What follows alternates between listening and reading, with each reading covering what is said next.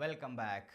ಮಹರ್ಷಿ ವಾಲ್ಮೀಕಿ ನಿಗಮ ಹಗರಣ ಪ್ರಕರಣಕ್ಕೆ ಸಂಬಂಧಿಸಿದಂತೆ ಸಚಿವ ಬಿ ನಾಗೇಂದ್ರ ದೆಹಲಿಗೆ ತೆರಳಲು ಕೋರಿ ಸಲ್ಲಿಸಿದ ಅರ್ಜಿಯನ್ನು ಬೆಂಗಳೂರಿನ ಜನಪ್ರತಿನಿಧಿಗಳ ವಿಶೇಷ ನ್ಯಾಯಾಲಯ ವಜಾಗೊಳಿಸಿದೆ.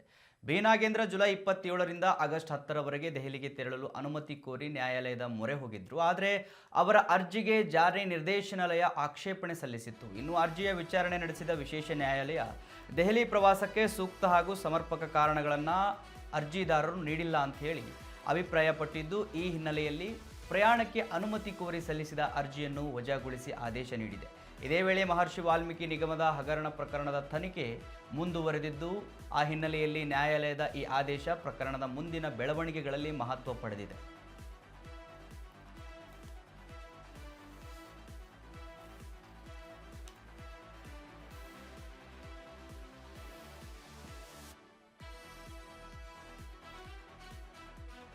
ಎಸ್ ವೀಕ್ಷಕರೇ, ಬಿ ನಾಗೇಂದ್ರ ಅವರು ವಾಲ್ಮೀಕಿ ಹಗರಣದಲ್ಲಿ ಅವರಿಗೆ ದೆಹಲಿಗೆ ಹೋಗಬಾರ್ದು ಅಂಥೇಳಿ ಕೋರ್ಟು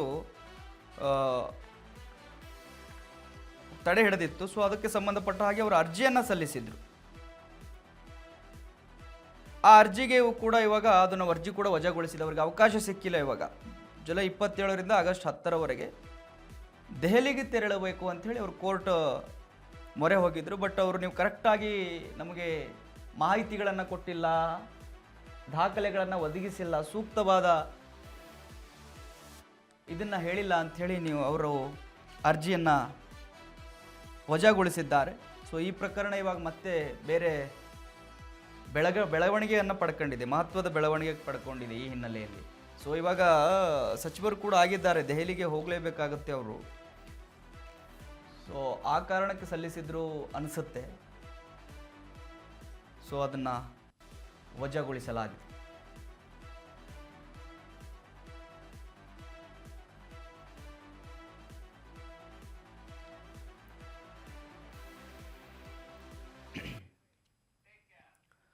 ಇನ್ನು ಬಿ